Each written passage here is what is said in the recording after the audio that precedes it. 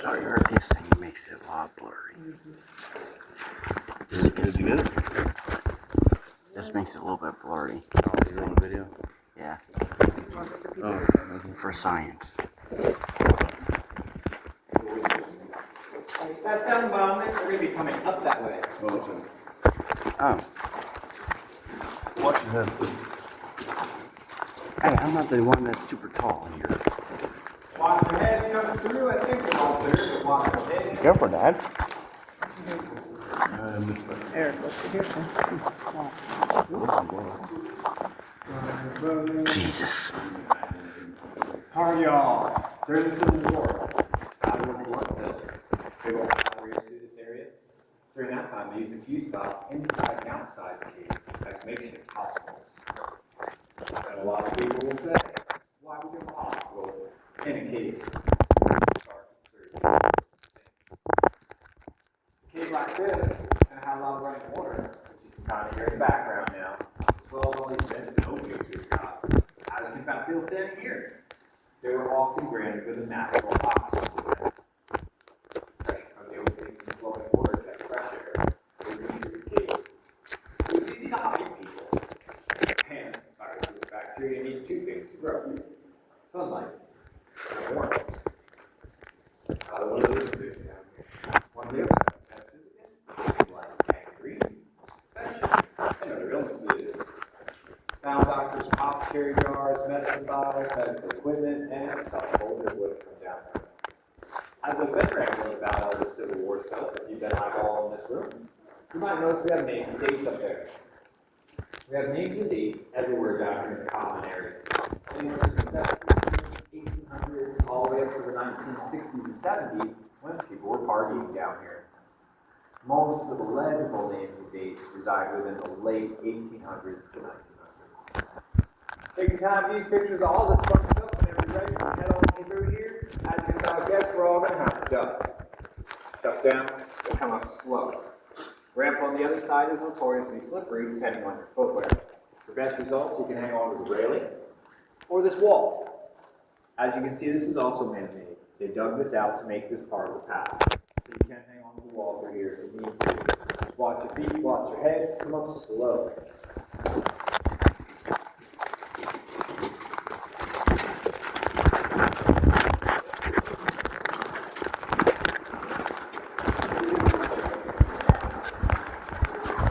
Watch your head, watch your feet.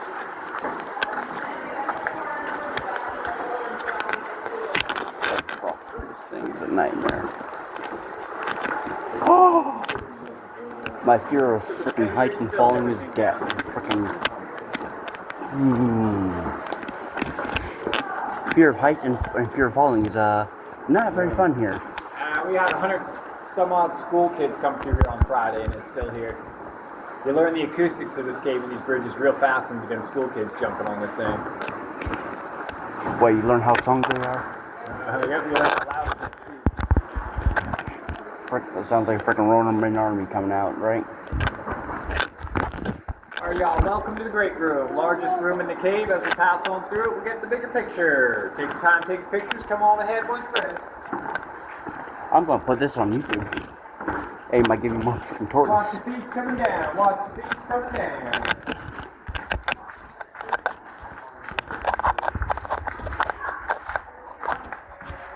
There's a lot of fog.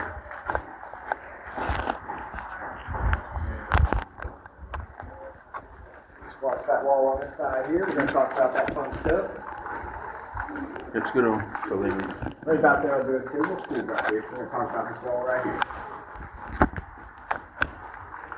Alright, y'all want to take a guess what all that black stuff is on the wall and on the ground? Ash? No? No?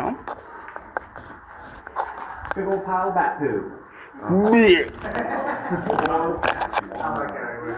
Bat droppings. Some species of bats are very social creatures. Does he look? You Looks want to like find where the party's at, you have to find the pile of poo. Find the poo, find where the party's at. Orange discoloration is a result of the bats peeing on themselves in the area around them. That's gross. Reason being, cave crickets. You ever see them camel crickets or spotted crickets? Yeah. Big old guys hang out in the basement in your crawl space. Yeah. We got down here to get this big. Oh, Feed on God. dead stuff. Go into hibernation. Heart rate drops 3 to 10 beats per minute. That's the lowest hope you ever heard of. Cave cricket coming along and says, "Meh, guy's close enough to dead. I'm gonna eat him." Oh. Crickets eat goose off fishing. Crawl down on the bat, eat his eyeball, eat him from the inside out. Years go by, bats learn that they feed on themselves and the area around them, keep crickets away. Oh. Many uses for bat food. Revolutionary War. Civil War soldiers came down to a process, got 2 ingredients used to make gunpowder and explosives. Got your fertilizer, grow it for plants. Native Americans made bowls, plates, and pottery. That's your Ace Ventura reference, if you know the movie. It's got some medicinal uses. And y'all might have heard the story of the bat food and mascara, makeup, and skincare products. Yeah, I think so.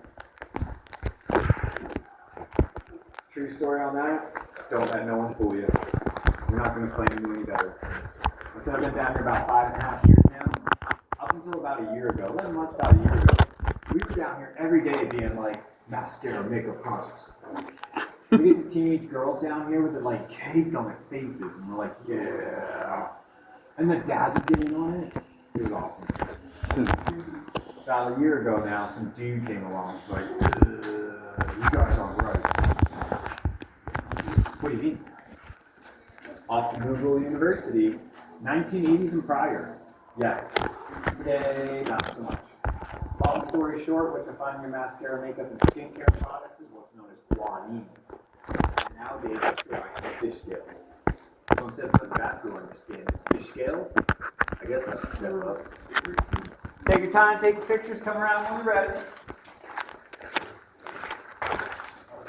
I just need to miss out, come on. Let me guess, this is not in one of those cases of people touching that, right?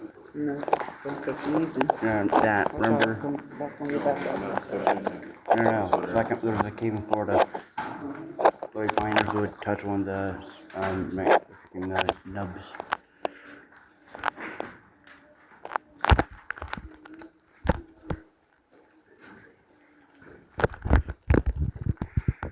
Freaking waterproof. It makes it so Middle burn. here is David Known. Only formation to be a stalactite and a stalagmite. Falling from the ceiling in one of the lower chambers. People hang out at the time, thought it was pretty cool. They wanted to bring them up here to hang out spot. The process of bringing them up here has clearly been touched. It's classified as a dead formation. Because of that, it's the only formation in this cave we let people touch. If you'd like to touch the gnome. It's the only one you can touch. Each one touches in. Hey, this actually reminds me of there's one cave in Florida, which actually was used by miners, which one of these was actually used as a freaking put their hooks on, basically for safety, and yeah, it's now dead. You can touch that one, that's what he said. I know. That's that guy, every commercial cave you go to has one rock everybody can touch, that guy's ours. In the meantime, we'll post our bell, cool stuff around us. You got those two big Nice. guys behind y'all. Those guys, those are the 2 largest columns in this cave. When stalactites and stalagmites come together, they make a column. Those are these guys. Notice how turn the light on in this. They are stalactites. They are still Dad. going. However, we will not see If you ever want to turn your light on, don't do it with this thing on. Watch. And then over here on this side, we got some brimstone ponds hanging out. These are some of my favorite cave I know. formations. Thanks to the recent rain, they're starting to get a little pondy today. Water typically comes in through the holes in the back there, fills up all our ponds. Late April, early May, this is prime salamander territory. And all these ponds we fill with tons of baby salamanders. Little guys with little feet. Basically, breeding ground. Sorry? This will be a breeding ground, basically, right? Pretty much, yep. When they first start coming out, we'll play the game. Is it these bathroom or baby salamander? Because it's literally how time to go. Above our ponds, though, we have some flowstone. Flowstone, when dirty minerals comes through a crack or a hole in the wall with some running water, runs across surfaces, building layers and layers as it goes. Flowstone is notorious for making a bunch of stuff, including including cave brains, cave popcorn, and cave cauliflower. And then over here on this path, formations on the hill, there's shadows to make it look like there's people and animals sitting over here behind our fairy village. No one's got to live somewhere. Take your time to use pictures of all of this stuff. Come on ahead when you're ready.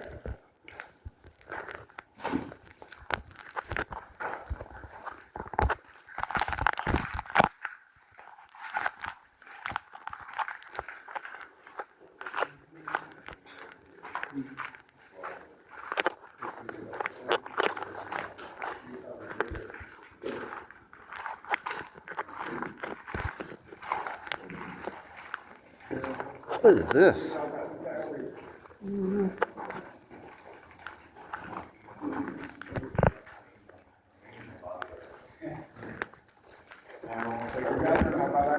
Y'all take us that barrel guy over there. Looks like maybe a water feeder. Guessing. We're getting there in 1 second. Sorry. Hey, can I take a crack at guessing what this thing is? Take a guess what that guy is. I'm going to take a fine guess at water purifier. On the right track, but think of more of the adult level. What do we got here? Direct answers going on over here. Good old distillery. Makes moonshine, the alcohol, and all that fun Oh, stuff. I want to try some moonshine. Adult. As you can tell, that thing was obviously never active, nor is it original to the cave. All the plastic hoses and PVC junk, Christmas tree base on the other side. Leftover Halloween props. One of the years they did a haunted cave tour. Big dude in the overalls came running around the corner, scared the kids. Same time take props out, left that thing here. To this day, caves and moonshine still go hand in hand.